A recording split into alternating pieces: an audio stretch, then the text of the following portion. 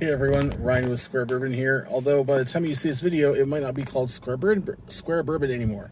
And you'll notice this is not a Suburban. It's not even a Chevrolet. It is a Kia, in 2005 Kia Sportage. And the reason I have a 2005 Kia Sportage is that I can afford to drive it. So there's a few problems with having your daily driver being a 1988 Suburban. One, it's heavy on gas. We all know that. Those things get, 11, 12 miles to the gallon for the most part. Sometimes more, sometimes less if you're towing. Of course, mine is a 350 with a 700 R4 and 373s with 410s. Otherwise, it's stock. I say otherwise, I mean, it is stock. Stock suspension, I think the tires are slightly larger than stock, but that doesn't really count for much.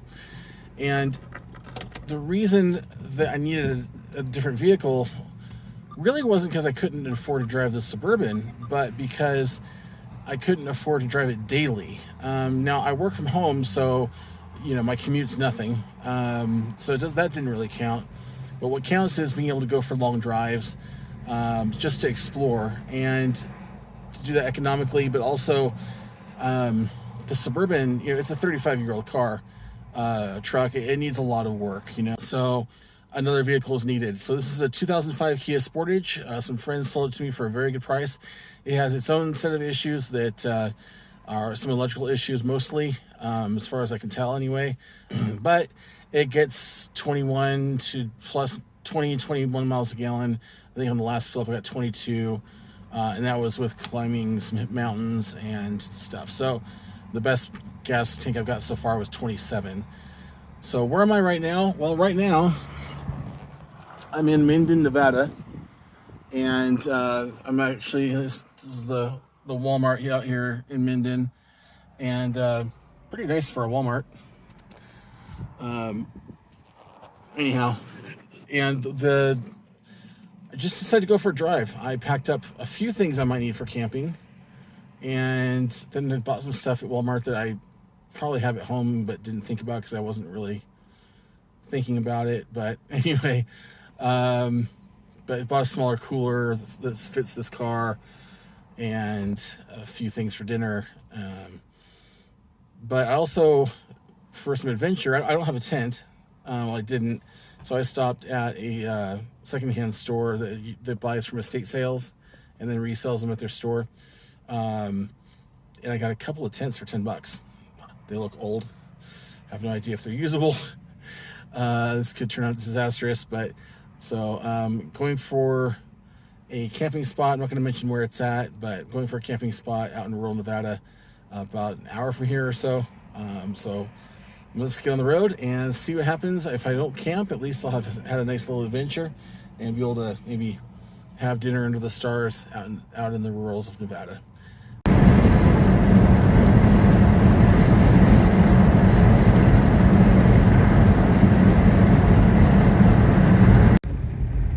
Just a quick update. We've hit dirt road here, and we're in South Lyon County we'll say near Bridgeport, California, but we're in Nevada. And thankfully this road is not very difficult because this is just a car. But let's crest this hill real quick.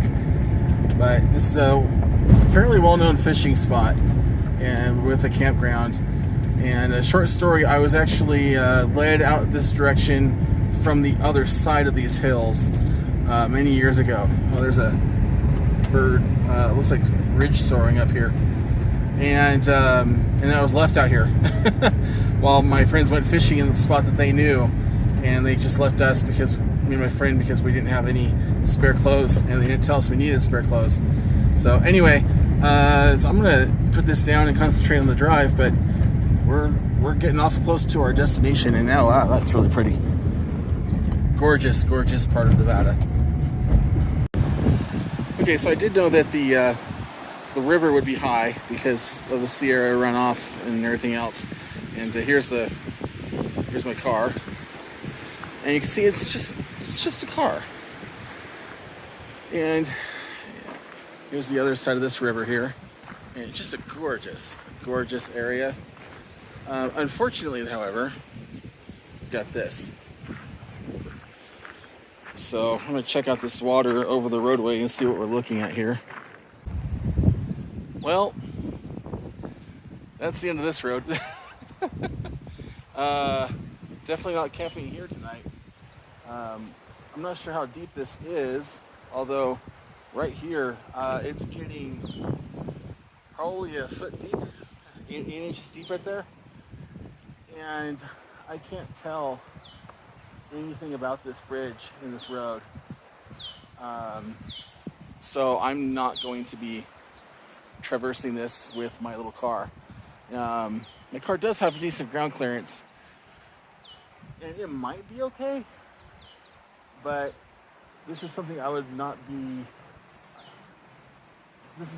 very careful with, even in my Suburban, which has a lot more ground clearance and is a lot more heavy duty. So definitely not going to be doing this in the Kia. So we're going to have to look for plan B. All right, so as you can see, sun's going down behind the mountains. I have not found a place. I just went into Bridgeport, California, which was only about 20 minutes from where I was, and wanted to see if there's any little campgrounds there that I could check out. I didn't see any except that were full of RVs, and that's a whole bunch of nope.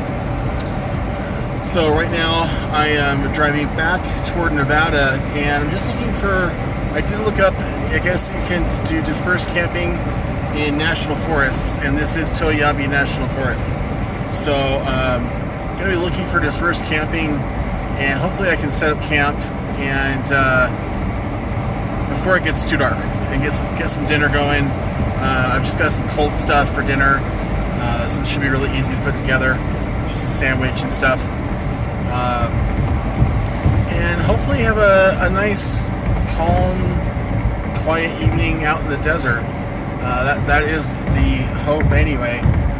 Whether that's the reality, well, I don't know. I do see somebody down there is camping. I just was past, but it looked kind of homelessy, so probably skip that. Nothing against homeless folks. I just don't want to infringe on them or vice versa. So, I respect their space. I don't know if they respect mine or not, but anyway. So I'll update when I can find or something. When I can find something or something. Well, we're back in Nevada. It is 7:43 p.m. and the sun is going down. That's what I'm doing right now. Just looking for a spot where I can pull off. I saw a spot. There was actually a spot just over the border in California on the Walker River that looked promising. Pulled off, and one direction it went off. Actually, there's a little bridge over the river, and I started going on the bridge, and then after that it started getting really rocky. So that's not something for this vehicle to do. And it would have been, frankly, my Suburban would have been too big for it anyway. So that was a no-go. And then coming back, the other direction, it got really rocky. Well, not really, but rocky-ish. Certainly not anything you could set up a tent on. And then it actually came back out to the road, right? Like it was the spot that would have been campable was visible from the road, and so that's kind of the antithesis of, or however you say that, of what we're doing here. So I may end up just packing it in and going home tonight. I don't know. I'm about 2.5 hours from home, I think.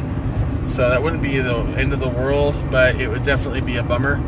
So I'm going to keep my eyes open for roads that don't look horrible.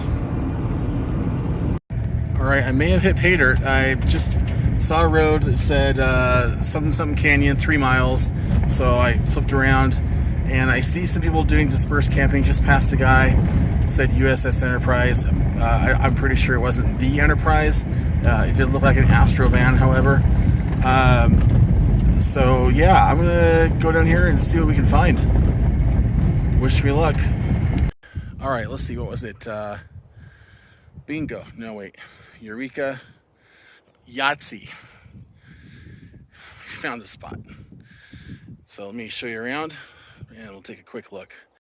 So we come up that road, see here. There's a road. You'll just have to take my word for it. You can see an RV parked up there. I just come up here and around into this spot right here, and it sure is pretty. It's getting dark quick though, so I got to get moving and put up a tent. But let me show you the scene. A little bit of a dirt road here, and there's the little Kia, which has done pretty well. I noticed that the reverse gear on this thing is really high though, so you don't want to reverse into anything too seriously. There's a fire pit there. It doesn't look like it's been used in a real long time. And then back there, it looks like it might be a little bit flat enough for a tent, or maybe just off to the left right here. So I'm gonna get a tent going, but I definitely made it after sunset, but I did make it. And I cannot wait to see the sunrise. I intend to get up early enough to see it. So I'm running pretty low on battery, and so I'm going to keep this simple. But thanks for watching so far. And if you like this kind of thing, please hit the like, hit subscribe. Lets YouTube know that you don't hate it. All right, thanks. Yeah. That's my Nevada. Love it here. Well, I know the lighting's not very good because it's getting dark, but you see there's 4 poles here. 2 of them are shorter than the rest. These go out here. Here's the tent. I've never seen this tent before in my life, so this should be interesting. I bought it today for $5.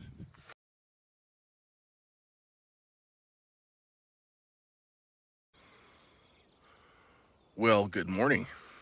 It is the next morning. I did make it through the night, did die, and $5 tent did great. My bedroll, not so much. I'm too old and fat to be laying on such hard ground. There are bugs.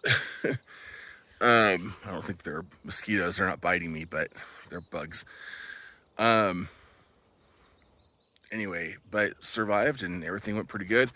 You can see the camp for the night. Got in pretty late, about 8:30, 8 o'clock, 8:30, something like that. And so, yeah, my hair's all wonky, whatever. So yeah, definitely have some room for improvement on the whole setup. But let me flip the camera around and show you why I came out here.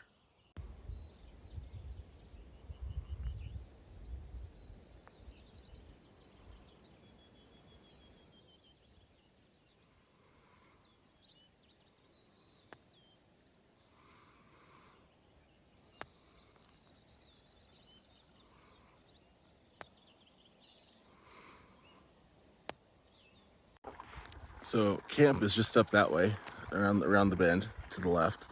And in the middle of the night, I thought I heard running water, and I didn't hear running water previously. And I thought, well, maybe it just wasn't quiet enough. Well, I come out here, and the road's wet, which it was not wet yesterday. And there's this pipe sticking out of the ground with water coming out of it. And let's see, is this water hot, cold? It's cold and very clear looking. Not going to drink it, but I bet it's perfectly drinkable. I think this is an artesian well. I'm not sure, but it certainly wasn't running yesterday, so that's pretty neat. But just look how green this desert is, and this is one of the things I wanted to just kind of highlight is how beautiful it is out here. But it's about 6:30 in the morning. We're on our way back out on this dirt road. Kia did really great in traversing some of the more hairy sections that for any other vehicle wouldn't be much, but for basically a car, I'm pretty impressed. Learned some lessons, and I have some thoughts for future directions, so I will summarize those after I get more battery power. So I'm coming to you from the backyard of my house. Hopefully the wind noise isn't too bad. It is pretty windy. So after that last shot on that dirt road, I made it back to the highway and headed north toward home. And I came across some of the most beautiful scenery I've seen in Nevada ever. through Smith Valley and Wilson Canyon, and I intend to go back and check those areas out and do some more camping. It's only a couple hours from here, and just absolutely gorgeous areas. Having a vehicle that can really drive distances without sucking down huge amounts of fuel, and being comfortable and not super noisy. I did not realize how it's a big thing. I didn't realize how much my Suburban was actually taxing me just to drive it, because it's loud, really loud. And I didn't realize how much energy that takes. Um, so yeah, there's there's a lot to be taken into consideration about whether I even use the Suburban for that in the future, for longer trips, because takes a lot of energy. It's a very loud vehicle.